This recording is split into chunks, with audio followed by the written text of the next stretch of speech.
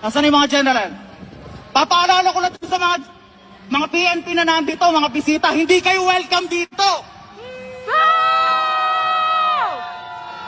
You're not welcome!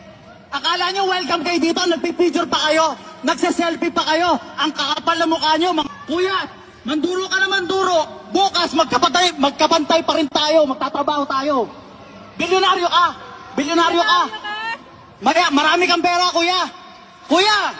Hoy! Kuya! Kuya! Tumingin ka dito, bilyonaryo ka. Bilyonaryo ka. Ikaw, hindi. O bukas magtatrabaho tayo. Kayod kabayo ulit tayo. Pero yung buwis natin, ibubulsa na naman ni Marcos. Our taxes and our remittances.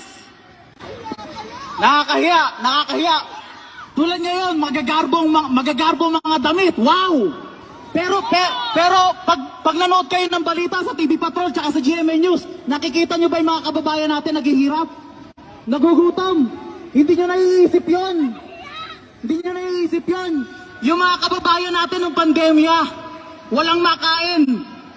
Nagtayo ng community pantries para lang pakainin yung mga nagugutom. Tapos kayo dito, nakapila kayo para mapagsosyalan sa mga diktador at... Ano ate? Ano masasabi mo?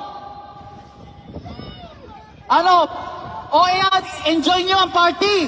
Pero alam ko naman sa susunod, hindi naman kayo iimbitahin ni Marcos eh. Kasi ang importante sa kanya, yung mga cronies ng pamilya niya, na mga bilyonaryo. Bilyonaryo ba kayo? Hindi. So bukas, magkita-kita ulit tayo sa ating mga pinapasukan. Magtatrabaho tayo ulit. Kayod kabayo ulit tayo. Wala nang magagarmod damit. Balik na tayo sa work dress natin. That's it.